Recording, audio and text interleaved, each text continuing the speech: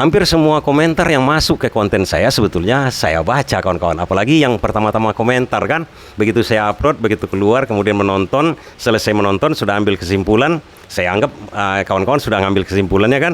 Kemudian berkomentar itu udah pasti saya baca itu kan. Apalagi konten saya itu bersifat begini, ada pro dan kontranya atau berisi pertanyaan. Kemarin itu ada pertanyaan bodoh dari saya mengatakan begini kan, apakah negara kita Indonesia ini bisa sesejahtera Iran? Itu pertanyaan saya kemarin itu, kan saya jawab sendiri, tapi tidak ada kesimpulannya. Saya ingin menebarkan kepada kita semua, apakah mungkin? Dan itu komentar-komentar seperti itu saya baca itu, kecuali misalnya platformnya tidak bisa secepatnya bisa saya scroll komentarnya tersebut, terpaksa berhenti lama, lemot. Nah, mungkin itu saya tinggalkan sedikit. Tapi yang pasti yang pertama-tama komentar yang kesimpulannya didapatkan pasti saya respon kan begitu. Kawan-kawan sudah tahu sendiri kan. Nah, pertanyaan kita yang kemarin itu kita lanjutkan sekarang. Apakah Indonesia ini bisa sejahtera seperti Iran? Nah, komentarnya kan banyak yang pesimis itu. Karena kita nggak seperti Iran, tidak berdasarkan agama. Ekonomi kita ini compang-camping, banyak koruptor di sini. Di Iran sudah stabil. Menurut saya ini jawaban yang benar juga. Benar, saya tidak ada menyalahkan komentar kalau saya bertanya itu. Tidak ada yang salah sebenarnya kan. Itu kan berdasarkan pendapat, latar belakang, macam-macam kan. Kemudian ada juga yang menyatakan Optimisnya bagaimana? Kita bisa kok, SDA kita banyak, kemudian macam-macam. Karena kesimpulan yang saya katakan di situ kan tidak ada sebenarnya kan. Kan hampir mengambang juga kesimpulannya. Dan sekarang saya ingin membuat kesimpulannya begini kawan-kawan. Kalau seandainya Indonesia ingin melebihi Iran, apa yang harus kita lakukan? Nah, kita buat kembali kesejahteraan yang saya katakan kemarin kan. Kesejahteraan menurut saya pribadi ini kan, dan menurut ahli-ahli ekonomi berdasarkan tingkat kebutuhan namanya. Kebutuhan pertama, kebutuhan pokok, kedua macam-macam, sekunder, primer, dan macam-macam itu kawan-kawan. Ada terakhir aktualisasi diri. Aktualisasi diri kalau menurut saya tidak benar itu. Kenapa begitu? Kita akan menjadi sombong. Artinya menampilkan diri kita. Kita hebat. Kita sianu kan. Sehingga akhir-akhirnya kan pegang map.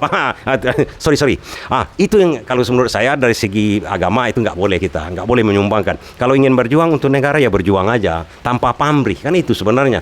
Hidup ini apa yang kita cari lagi kan? Tidak ada sebenarnya yang kita cari lagi selain dari beramal.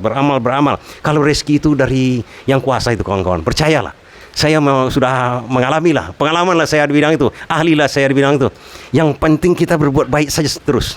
Apapun cerita, walaupun dikasih uang atau tidak dikasih uang, artinya dikatakan terima kasih, atau sama sekali orang itu tidak tahu kita tolong. Nah, itu lebih bagus lagi, lebih besar rezeki kita. Kemana-mana, balik kita ke topik. Apakah Indonesia bisa seperti Iran? Listrik boleh dikatakan gratis. Gratis kenapa? Loss. Bayar cuma 20.000 sebulan, kemudian pakailah. Mau ngeband, mau apa, semuanya coloklah semua kan. Karena meterannya itu meteran loss. Hanya masuk tanda memang harus bayar kan, begitu saja.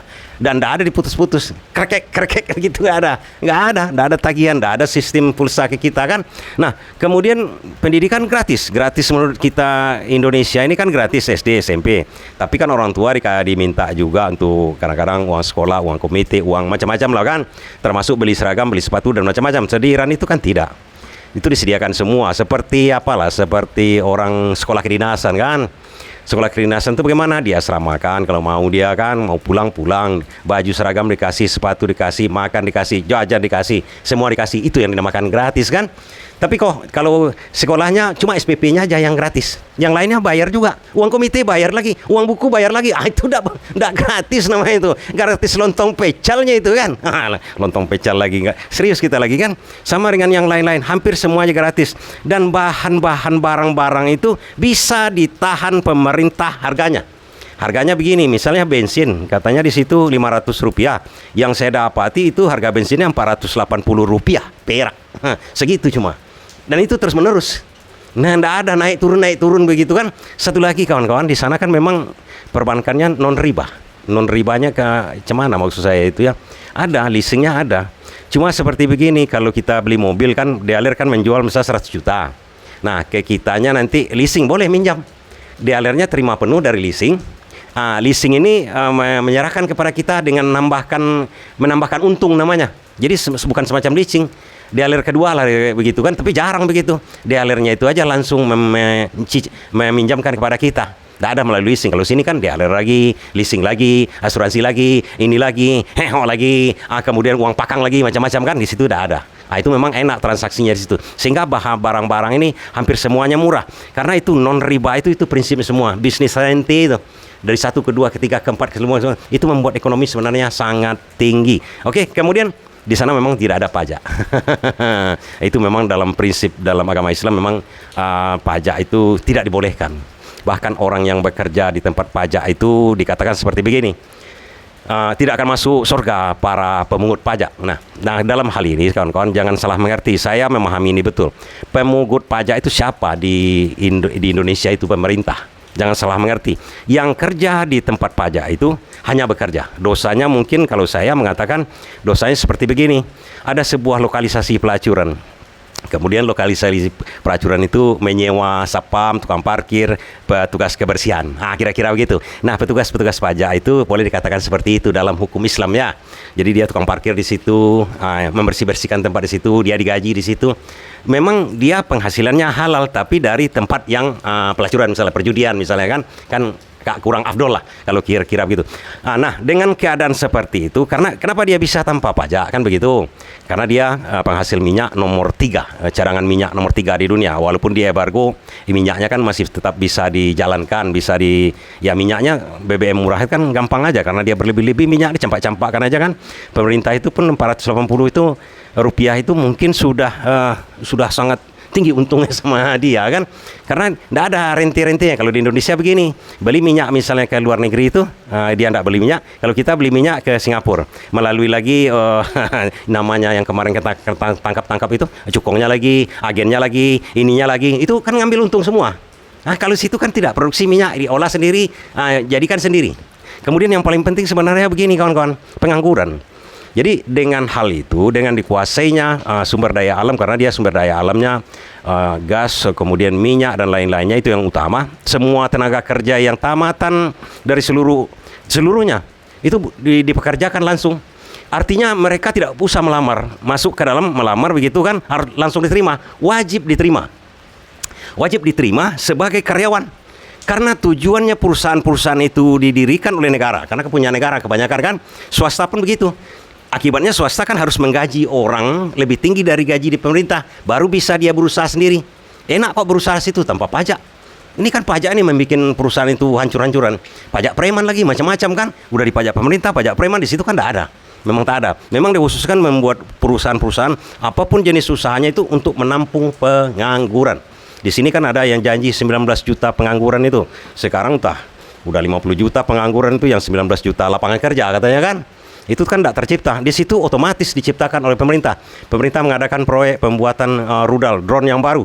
Ya buka besar-besaran. Terima semua itu. Tentu ahli-ahlinya di atas. Karena mereka sudah terdidik dulu, ahli-ahlinya di atas. Kemudian ada kemarin itu ilmuwan Rusia, Cina yang mengajarkan mereka di situ kan. Nah, ini kan bagian yang banyak itu kan sebenarnya pekerjanya ini. Nah, itu direkrut. Tidak perlu untung. Hampir semua perusahaan negara itu tidak memerlukan untung. Beda dengan kita, BUMN, Bank Himbara, itu kan berkaitan dengan harus untung.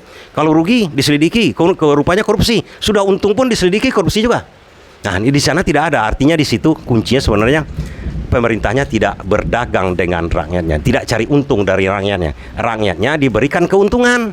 Kita kan tidak, dipajakkan rakyat itu. Kemudian dibuatkan Bank Himbara. Bank Himbara itu dari pajak rakyat nih, dipinjamkan kan lagi ke rakyat, ditarik bunga, lintah darat lagi di pemerintah. Kan itu yang salah sebenarnya. Nah, pertanyaan kawan-kawan, secara singkat dulu. Kalau seandainya kita ingin menuju seperti Iran, pengangguran hilang. Walaupun gajinya biasa-biasa saja, tapi karena harga kebutuhan pokok semuanya terjangkau, itulah yang saya namakan sejahtera kan. Misalnya sekarang, satu kuncinya dulu.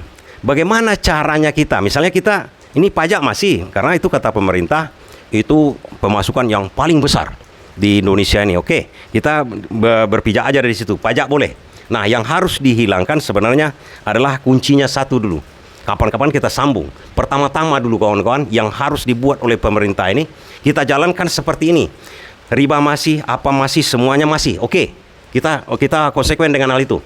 Yang pertama-tama harus dibuat pemerintah itu adalah APBN non defisit, non hutang. Kenapa dikatakan begitu? Nanti akan mengalir semuanya ke bawah dari situ. Karena sistem ribawi, sistem pajak yang berlipat-lipat, yang tumpang tindih, yang membuat orang sengsara. Pajak itu membuat sengsara rakyat. Saya katakan di sini, saya tantang pemerintah itu. Kalau ada pajak itu untuk mensejahterakan rakyat, tidak, menyengsarakan. Karena yang pertama disengsarakannya dulu. Oh, katanya duit pajak itu nanti untuk pembangunan. Tunggu dulu, tidak sesuai pajak yang dibayar oleh masyarakat dengan keuntungan yang diberikan oleh pemerintah. Itu namanya sengsara menurut saya. Nah, yang pertama-tama apa yang kita lakukan dulu? APBN itu sudah salah struktur, kawan-kawan. Kenapa salah strukturnya? Kan dengar kawan-kawan yang awam di bidang ekonomi mengatakan APBN kita defisit. Kenapa kita dinamakan defisit? Artinya defisit itu pengeluaran kita lebih besar daripada pemasukan kita. Kita bayangkan, kita pegawai negeri, sebuah keluarga. Bayangkan dulu sebuah keluarga ya. Sebuah keluarga ini pendapatan cuma 1 juta sebulan. Kemudian mereka mematok diri mereka, pemasukan mereka 1 juta. Kemudian bergaji 1 juta lah kepala keluarga, yang lain tidak punya gaji, anak-anak dan segala macam, atau punya gaji cuma tidak mencukupi. Kemudian pengeluaran mereka, keluarga ini dipatok dia. Dipatok itu artinya direncanakan, ditaati. Dipastikan ya pengeluaran dia 1.500.000. Nah, 500 ini dari mana diakali nih oleh keluarga itu? Dari hutang. Itu yang namanya defisit. Ini kan udah salah. Konsep APBN kita ini salahnya di situ. Kenapa saya katakan salahnya di situ? Kita merencanakan pengeluaran dulu. Ini harus dibangun, ini harus dikeluarkan. MBG, Koperasi Merah Putih, macam-macam. Ini bukan sekarang aja ya. Ini dari dulu, dari sejak reformasi saya cermati ini. Bahkan mungkin sejak Soeharto mau tumbang. Oke? Di situ nanti dapat cerita kita. Nah, kita membuat dulu prediksi ini pengeluaran, membuat jembatan, membuat jalan tol, membuat IKN segala macam. Nah, biayanya 3.800 triliun. Kemudian menurut prediksi selama ini, menurut sejarah histori selama ini, pemasukan negara kita ini cuma 3.000 triliun, pengeluaran 3.800 triliun. Nah, 800 dari mana? Dari hutang. Apa itu 3.800 pengeluaran tadi itu? Secara sederhana, itu termasuk biaya cicilan hutang. Ini sistem akuntansi sebenarnya. Cicilan hutang kita ini kan yang udah dibuat kemarin tuh. Termasuklah itu cicilan hutangnya itu. Sementara pemasukan kita cuma 3 triliun. Supaya tidak bingung kawan, artinya pengeluaran seluruhnya. Bayar cicilan kita sehari-hari kan gitu juga. Bayar cicilan segala macam 3.800. Ini kan bodoh kita ini. Kenapa saya katakan bodoh dari situ? Seharusnya APBN itu kenapa bodoh sekali kita? Awal-awal Soekarno memproklamirkan kemerdekaan kita tidak ada hutang, 0%. Ada waktu itu Soekarno kemudian Indonesia diberatkan. Kalau Belanda katanya, kalau mau diakui kemerdekaan kita ini, Belanda menetapkan hutang kepada kita. Artinya kita berhutang kepada Belanda. Sesudah dijajahnya kita, kemudian kita merdeka, dia merasa rugi karena tidak menjajah kita. Kan lontong pecel ini. Pertama-tama diikuti oleh pendiri-pendiri bangsa kita ini. Untung ada satu orang. Ada satu orang bernama Insinyur Soekarno. Insinyurnya tidak ijazah palsu ya. Tidak pernah diperkarakan masalah ijazah palsunya. Dia bilang pada waktu itu, sampai ke tangan dia koyak-koyak perjanjian itu. Tidak usah kau akui katanya. Sama Belanda itu kira-kira seperti itulah. Babi kau, ngapain kau suruh-suruh utang? Kami yang sudah dijajah, diperas, dirobek-robeknya itu. Itu usulan sebenarnya dari pihak Belanda, kemudian PBB UNO namanya waktu itu kan, United Nation Organization. Nah, itu namanya bahasa kitanya kan. Nah, itu yang mengatakan, itu menyetujui, rekomendasikan kalau seandainya ini tanda tangani, Belanda mengakui kemerdekaan kita. Lontong pecal kau katanya. Ini sama juga Amerika kemarin tuh menyerang Iran kan? Menyerang Iran, apa hubungannya? Oh, senjata uranium punya dia, mau dirampoknya. Lontong pecel nih. Datang Soekarno yang punya otak. Banyak tuh presiden-presiden sudah itu tidak punya otak, ngikut-ngikut saja. Sorry ya, saya kadang-kadang emosi kawan-kawan. Sorry ya. Dia koyak-koyak perjanjian. Suka hati aku. Negara aku. Mau perang-perang kita. Soekarno kan begitu aja. Enggak yang sekarang ngikut-ngikut aja begitu kan. Dia enggak. Dia seperti Ayatollah Khomeini juga itu kawan-kawan. Jangan tidak bangga dengan orang kita. Soekarno itu baga, tahu kawan-kawan baga, tapi dia punya akal sedikit kan. Memang begitu sama Bung Hatta. Nggak ada cerita sama dia, melawan kita, perang kita katanya kan dengan Belanda waktu itu. Apalagi Belanda dikirim popok Trump itu sekarang itu aja seluruh udah tenggelam Belanda itu kan. Lagi popok juga teringat kita kan. Jadi itu Soekarno dikoyak-koyaknya perjanjian itu. Nah, ada cerita sama kau. Itu hebatnya Soekarno. Jadi sejak itu kita tidak punya hutang APBN kita. Dari mana APBN kita pertama? Pertama, Sri Sultan Hamengkubuwono. Cek di Google. Cek di mana saja. Sri Sultan Hamengkubuwono lah yang memberikan APBN kita pertama. Hebat kita bangsa kita kan. Satu orang bagak, satu orang lagi dermawan. Hebat bangsa-bangsa kita dulu. Sekarang aja yang lontong pecal, aduh, nggak mau berkorban sedikit pun. Gaji mau tinggi-tinggikan, kerja tak ada. Maunya di demo oleh mahasiswa kemarin kan. Nah, terus kita, yang sekarang itu jangan kita pikirkan dulu. Masuk kita, nggak ada hutang. Nggak ada hutang-hutang. Hutang-hutang. Nah, terus kita ke zaman Soeharto dulu ya. Zaman Soeharto, di awal-awal tak ada itu. Nah, muncul di periode keberapa Soeharto memerintah. Ini mulai kucing kurap nih masuk ke dalam pemerintahan kita. Penjilat-penjilat pantat Trump itu masuk itu. Masuk mereka, pintar mereka. Masuk dia. Tuh katanya kan, ini kita ada bantuan dari luar negeri. Nah, dulu kawan-kawan yang usianya 60 ke atas, 40 ke atas sudah tahu itu. Bantuan luar negeri katanya. Itu Soeharto waktu itu. Oke, apa itu bantuan luar negeri? Kita dibantu. Dalam bentuk apa? Dolar bro. Dolar waktu itu udah kuat kan? Dolar. Wih, mantap juga kata Soeharto. Tapi Soeharto ini agak pada waktu itu karena dia sudah hebat, mungkin kan ada sedikit agak-agak sombong lah begitu kan. Terima-terima aja. Padahal ini orang hebat juga ini, pemikir juga, ekonom juga ini. Tapi waktu itu entah kenapa silap dia, mungkin karena udah jilat-jilat begitu kan. Akhirnya dia terima bantuan luar negeri itu. Dolar dicetak oleh Amerika, dikasih ke kita, dibuat seperti hutang. Ini kacau. Ngapain kita berutang itu? Cetak aja uang kan? Kan untuk pembangunan kita. Yang ngerjakan orang kita. Produksi dalam negeri. Bahan-bahan dari dalam negeri. Tidak ada bantuan dari luar negeri itu yang namanya. Ini bentuk dolar aja. Kenapa dolar itu diterima? Karena dolar itu bisa dipergunakan untuk belanja ke luar negeri. Untuk pelesiran-pelesiran. Para penjilat-penjilat ini. Para bedugong-bedugong ini. Para lontong-pentong pecal ini kawan-kawan. Itu sebenarnya.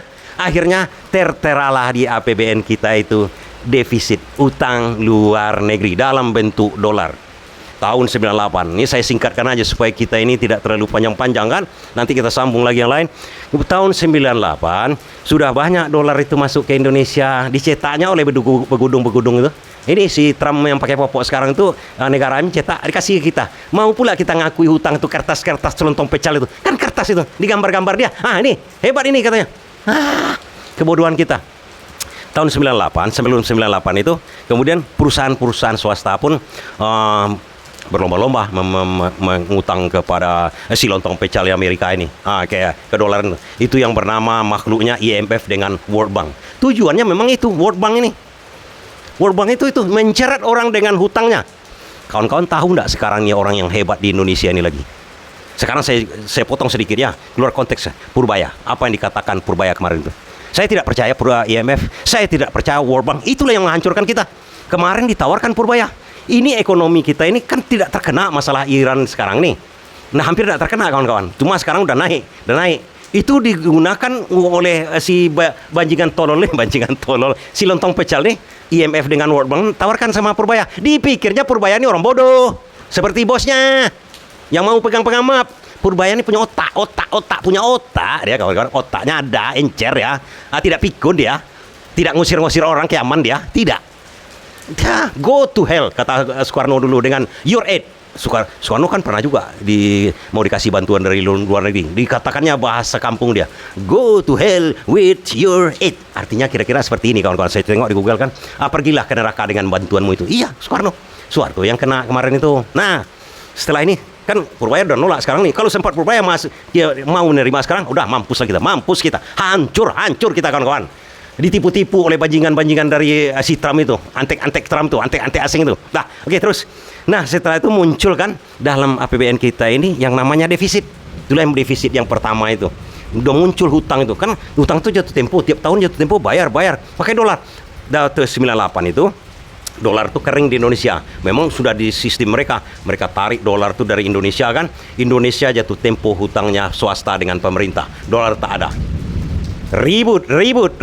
Ada dolar kata George Soros, tapi harganya dari waktu itu Rp1.000 per $1 melonjak menjadi Rp16.000 per dolar. Kalau mau beli sekian, oke, dikasih George Soros. Itulah kata orang itu, George Soros yang bermain di sini. Begitu ceritanya itu. hancur, turun pemerintahan, jatuh. Oke. Nah, setelah reformasi kebodohan kita lagi. Ada BLBI namanya, kalau kawan-kawan tahu di bidang perbankan, itu dana rekap untuk perbankan yang kemarin bermasalah. Ini sebenarnya ahli ekonom sangat menyayangkan itu. Kenapa sangat menyayangkan? Bank-bank yang bermasalah itu sudah dimalingnya duit bank itu oleh pemiliknya. Bank itu kan berdiri sendiri, itu nih pemilik. Dihabisinya. Kan uang nasabah yang banyak di situ tuh. Uang nasabah yang menyimpan uang itu dirampok oleh pemiliknya, dipergunakan tempat lain. Itu tidak boleh dalam perbankan, nanti kapan-kapan kita olah, itu tidak boleh. Akhirnya bangkrut bank-bank di Indonesia hampir keseluruhannya. Nah, si banjingan-banjingan ini mulai lagi berperan di situ. Sebetulnya tidak perlu direkap oleh pemerintah. Apa maksud direkap? Yang uang-uang yang dirampok itu diganti oleh pemerintah, karena nasabah ini nuntut untuk mencairkan uangnya. Seperti kita punya pinjaman di bank, karena dirampok oleh pemiliknya, bank itu tidak bisa mencairkan uangnya untuk sementara, kan itu sebenarnya untuk sementara. Kemudian dibuatlah, dikatakanlah begini, hampir semua bank terkendala seperti itu. Nanti tidak percaya orang lagi ke bank, tidak membuat ekonomi kita ini runtuh, seperti digiring opini kita. Padahal kan perbankan itu punya aset, tinggal dijual asetnya pelan-pelan, dana nasabah ini diganti nanti pelan-pelan. Tapi di situ ada ras katanya, harus diganti, harus direkap namanya, dikucurkan lagi dana kepada sudah dirampok oleh bank itu, dikasih lagi bank itu dana dari pemerintah, pengganti uang yang dirampok oleh pemiliknya ini. Oke, nanti ceritanya ini seperti beginilah kawan-kawan. Kita maling sebuah rumah kan, uang maling itu sudah kita habiskan. Tolong kalian ganti lu si pemerintah ganti itu dulu. Nanti saya cicil pelan-pelan. Itu ceritanya. Itu yang dinamakan BI. Itu kebodohan kita. Itu dari mana dananya? Dari IMF lagi. Kebodohan kita berikutnya. Sampai sekarang itulah yang terjadi itu. Itu terjadi sampai sekarang. Sampai sekarang kawan-kawan masih kita mencicil itu IMF. Bahkan setelah itu pun bank-bank yang sudah sanggup mengganti hal itu tidak dipergunakan lagi oleh para banjingan-banjingan ini. Dirampoknya lagi dari koruptor-koruptor, dimainkanlah hukum macam-macam. Ini kalau ini diungkit semuanya kawan-kawan, mulai dari presiden pertama, saya katakan, bukan pertama, Gus Dur kita terlibat, dari Megawati sampai SBY, itu bukan orangnya ya. Di zaman itu banyak itu. Bisa masuk semuanya itu. Kalau saya jadi presiden, saya suruh usut itu semua. Itu yang menghancurkan ekonomi kita. Nah, Purbaya sudah membaca itu sebenarnya, yang kalau kemarin itu IMF ini bukan bermaksud untuk menolong kita. Ini seperti kata Amerika itu, kami sayang kepada rakyat Iran dan kami bom. Itu sayang, tanda sayang. Begitu juga dengan IMF itu, dia jerat sampai sekarang. Nah, seterusnya begini kawan-kawan. Setelah itu memang ada Sri Mulyani sudah mengurangi. Pertama kan sudah terjerat kita dengan dolar nih. Di zaman Sri Mulyani kemarin itu sebenarnya utang kita itu, utang di APBN kita ini sekarang ini, kan saya mengatakan tadi APBN, utang, oke? Nah, supaya jangan lupa kita kan, supaya saya juga ingat maksud saya kan. Nah, ini utang sekarang ini, kenapa muncul hutang itu kan? Nah, utang-utang tersebut kan sudah tahu kawan-kawan, hutang kemarin dalam bentuk dolar. Utang itu udah hampir semuanya lunas. Tapi kan kita namanya oleh ekonom dikatakan gali lubang, tutup lubang.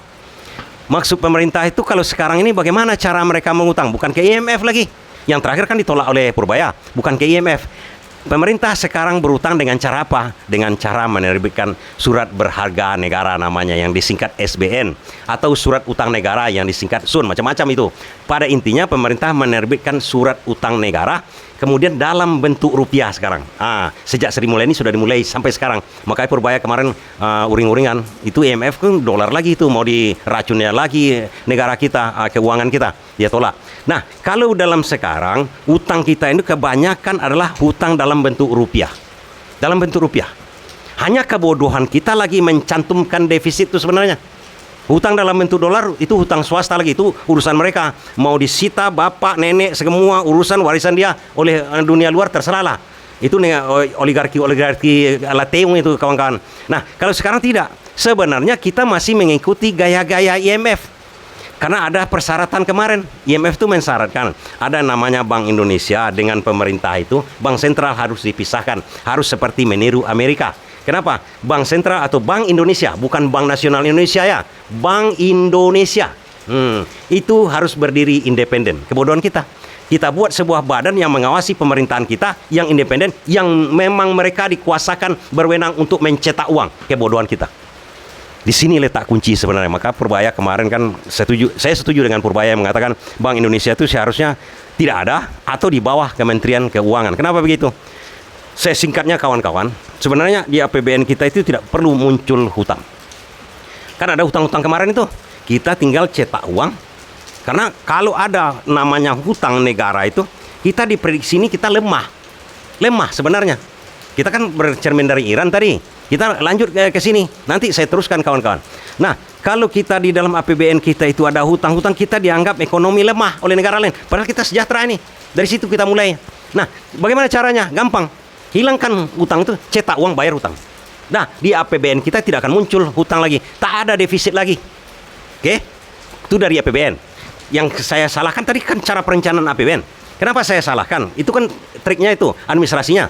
Cara penyusunan APBN itu sederhana, kawan-kawan. Seperti rumah tangga kita tadi itu. Rumah tangga kita bagaimana? Berapa uang yang masuk, segitulah yang kita keluarkan. Jangan coba-coba memprediksi, membuat utang duluannya, membuat utang. Berapa kebutuhan kita, sesuaikan dengan pemasukan. Sangat sederhana. Nenek-nenek saya di kampung sudah tahu itu. Kalau kau mengurus dirimu sendiri tidak becus. Bagaimana tidak becusnya? Kau buat pengeluaran lebih besar daripada pemasukanmu, itu kau bodoh. Apalagi mengurus negara. Samanya itu, kebodohan juga. Bagi negara, membuat prediksi pengeluaran dia tidak sesuai dengan pemasukan dia. Kan gampang sebenarnya mengurus negara ini, kawan-kawan. Itu APBN, uang masuk, uang keluar kan tiap hari itu, tiap detik itu. Masuk dari sana ke negara, baru dibelanjakan. Masuk dari sini, baru dibelanjakan. Sesederhana itu. Ini tidak, kita belanja-belanjakan dulu. Kalau kurang, utang dulu. Uang dulu masuk ini. Ini kesalahan total, kesalahan total. Itu yang pertama dulu. Nanti kita lanjutkan berikutnya, kawan-kawan. Kalau itu sudah dirubah, siap? Pertanyaan kawan, siapa yang bisa merubah itu? Sederhana, Presiden dengan DPR. Tuntut ke mereka. Tuntut ke DPR yang kita pilih kemarin. Kalau mereka tidak mau merubah hal itu, berarti kalau saya mengatakan mereka tidak menginginkan kesejahteraan rakyat. Karena kebanyakan hutang-hutang itu dibuatkan ke proyek-proyek mubazir. Seperti IKN, seperti WUS, seperti. Oke? Kita teruskan satu lagi. Itu pertama APBN. Nanti berikutnya saya katakan apa yang harus kita rubah. Satu aja lagi sebenarnya. Riba. Berikutnya ya. Tapi bagaimana caranya? Ini sebenarnya simpel, kawan-kawan. Simpel sekali. Dan ini akan membuat pengangguran semuanya. Karena kita sudah bersahabat dengan Tuhan. Karena kalau pelaku riba adalah musuh Tuhan. Kalau berarti orang yang tidak melaksanakan riba, kita tambah dekat dengan Tuhan. Saya jelaskan di konten berikutnya. Terima kasih.